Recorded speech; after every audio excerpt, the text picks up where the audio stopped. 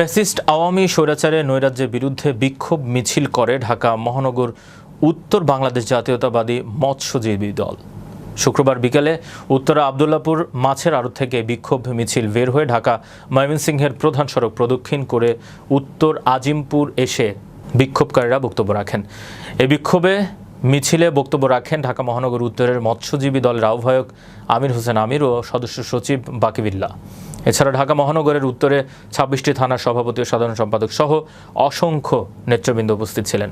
বিক্ষোভ মিছিল শেষে বক্তারা বলেন, এই দেশটাকে হাসিনা দোসরা নৈরাজ্য সৃষ্টি করে সাধারণ ছাত্র জনতার উপরে অকাতরে গুলি চালিয়ে নির্মমভাবে হত্যা করে ক্ষান্ত হয়নি। এখন আবার দোসররা এদেশের মানুষের উপরে নির্যাতন চালানোর জন্য বিভিন্ন ধরনের উস্কানিমূলক বক্তব্য ও খুন খারাপি রাহাজানি সৃষ্টি করার পায়তারা করছে।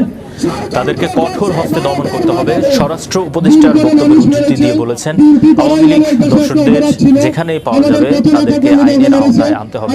তারা যেন কোনোভাবে মিছিল বা সংঘবদ্ধ হতে না পারে। তার ছেলেকে না পেলে তার বাবাকে গ্রেফতার করে নিয়েছে। এই 70 বছর আমাদেরকে জ্বালাইছে, তারপরে আমরা ধৈর্য ধরে আমরা রাজনীতি করে গেছি। এই স্বৈরাচারের এই জিনিসটি আমরা 1 সেকেন্ডের জন্য আমাদের মুখ বন্ধ হয় নাই।